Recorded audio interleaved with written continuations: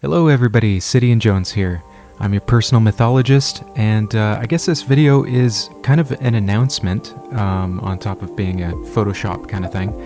I'm writing a book on personal mythology, and I want it to be a kind of book where it has everything to do with animals and how those animals affect our lives and our beliefs and our sort of way of approaching the world. It's one of these things that you don't tend to think about often, but people are very, very affected by animals. They change your lives. You meet people who have taken on the identity of a phoenix or a butterfly or all these different things for different reasons. I want to write a book about that. And so what I'm doing here today is I am going to do an example page for one of those animals. It's going to be a fox, and I think you're really going to like the result. I'm going to walk you through sort of how I approach doing a graphic design like that in terms of Photoshop, and sort of probably talk about personal mythology as well. Hope you enjoy. Okay, so right off here, I have a pose done by Faye Stock, F-A-E Stock. And I'll put a link to her stuff in the description area. I'm bringing in this image of a fox, just the head, and I'm going to do a quick selection just using the wand tool, not being fancy. You know, a lot of people use the pen tool if they want to get right down to the nitty-gritty of an exact selection. I'm just going to use the wand tool and keep it quick. I'm coming in, I'm cleaning up some of the hair on the back of the neck of that fox because it's kind of coming out too much to connect to this particular pose. And if you double click on your mask area, you get this sort of option here. You can go in, and it uses machine learning. You can clean up the areas where the fur is kind of overlapping with the background, and the background is still kind of showing through. You just paint right over that, and it's really good at learning exactly what you're trying to take out and what you're trying to leave in. So we've come back, and when you see the brackets at the bottom there for the keystrokes, that's when I'm increasing or decreasing the size of the brush.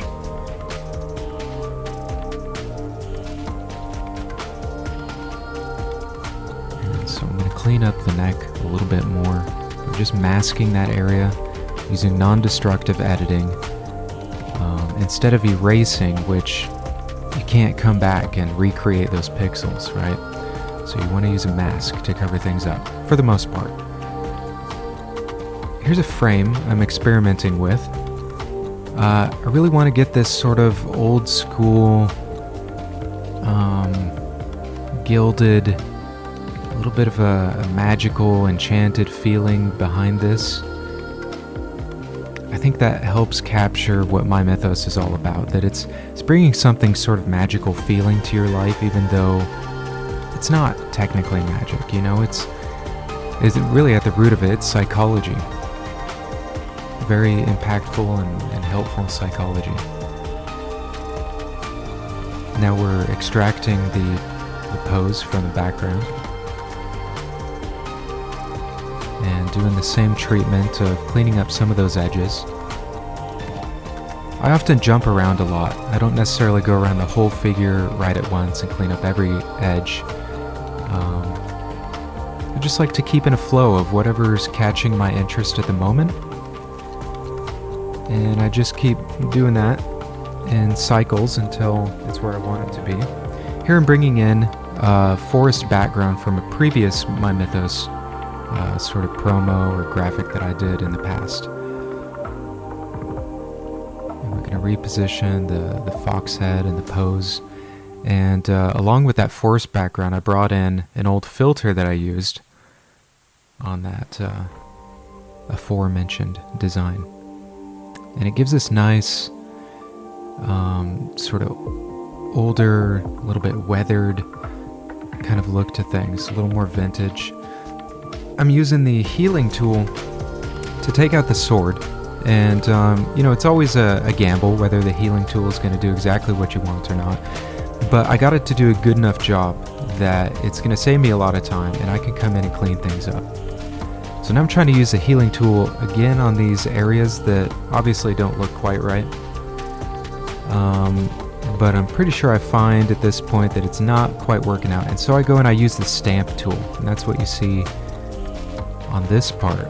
I'm using the stamp tool to bring other parts of the fabric up higher and just cover up those dark shadowy parts. I think this line is kind of distracting up here, so I'm taking that out with the healing tool. And there's another previous work that I did, another fox. I wanted to bring in his eye. I felt like I had good settings, good layer settings for the kind of glow that I want it to have.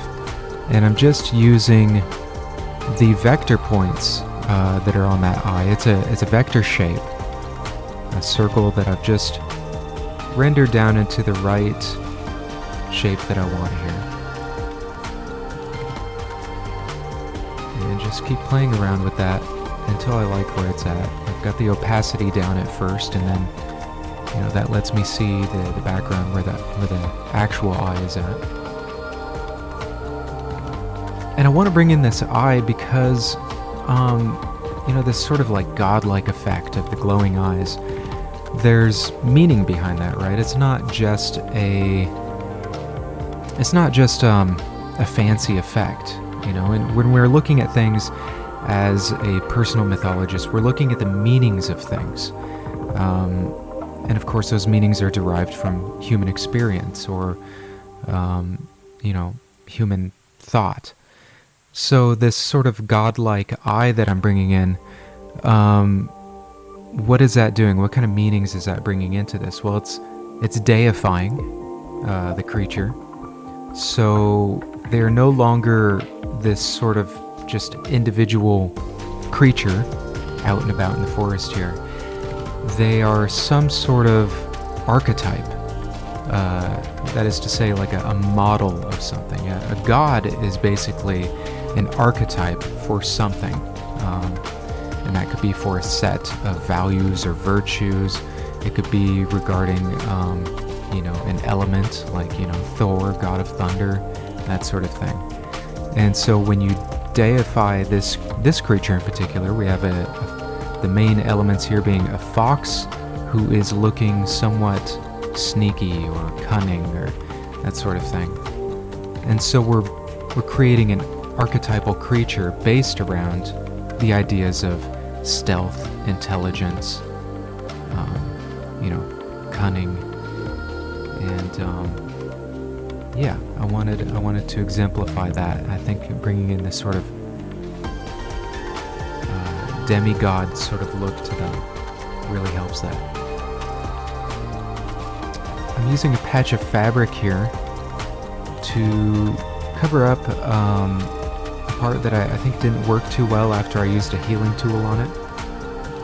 You'd be surprised what you get away with in this sort of thing, where you feel like at first you're doing something kind of chintzy. You're like, I'll just grab this piece over here and I'll slap it onto here. But if you know how to play around with it just right, it looks perfectly fine. And coming from the outside, giving it a first look from somebody who didn't see all the studio magic behind the scenes, you'd be none the wiser. So I'm just playing around, getting everything just how I want it, painting in areas that are kind of missing there, checking out how I want the lighting and shadowing. I think at this point I sort of figured like good enough for now, and that but I would come back to it later. We still have some hair up on the top of the cape. Taking care of that. Leaving a few ridges up there so that I still get sort of that fabric effect of there being a few ripples.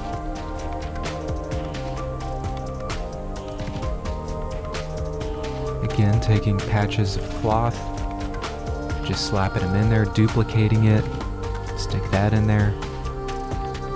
masking a little bit of it so it blends in with the other piece.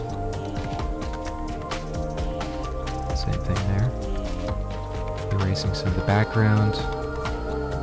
Another patch. Again, mask some of that so it blends in better.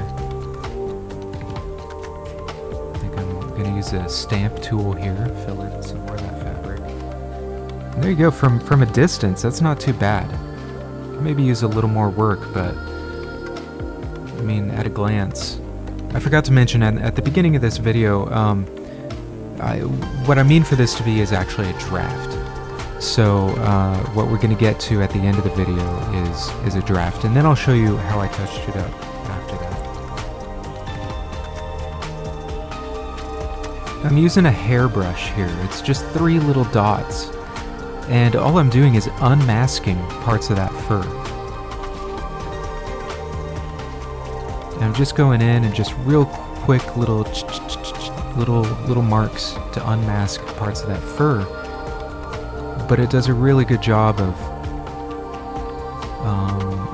making it so you don't have this hard line between the fur and the fabric. But you need some shadow in there, so I'm trying to bring that in. And you just play around. Even I've got 20 years experience in Photoshop, and even with all that, I still end up just playing around a lot. And that's one of the really nice things about working digitally, is that it's very, very forgiving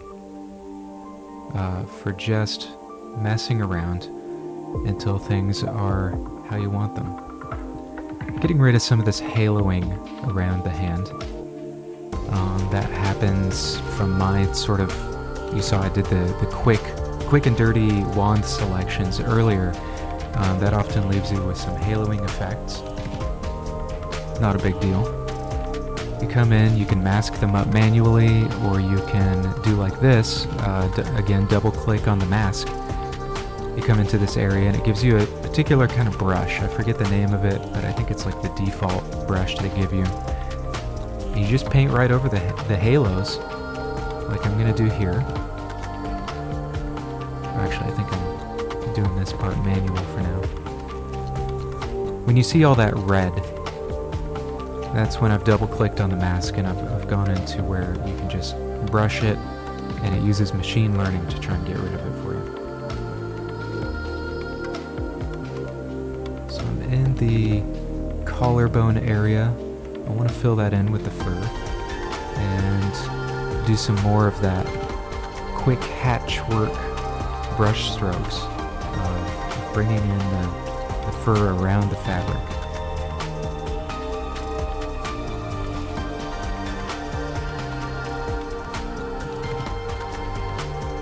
And just keep in mind, like, anybody can do this. It's so easy once you know the tools. I'm not using very many tools here. That's one of the things that I always teach people when it comes to Photoshop.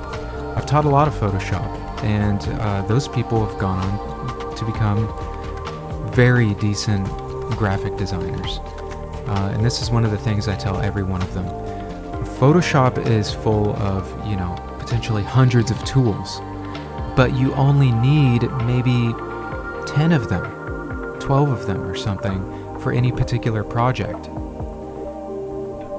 So for this project, I'm just using close to maybe a dozen tools. It's not nearly as daunting as you think. Of course, when you open Photoshop, there's so much going on. It's just easy to look at it and think to yourself, this is going to take me forever to learn. No, it's not. I can teach you how to do this fox in a day, easily in a single day. And it will look professional. It's something you could put in a book. I brought in another frame here just to build out more of this like layered, embroidered, sort of gilded effect. I decided the gold, I already have that filter going over everything, giving sort of a goldish brown hue. And I thought maybe the gold embroiderment was a little too much. And I felt like silver would maybe complement things some more. Right now it's a pretty dull silver, and I don't take care of that until later, but I'll show you that later.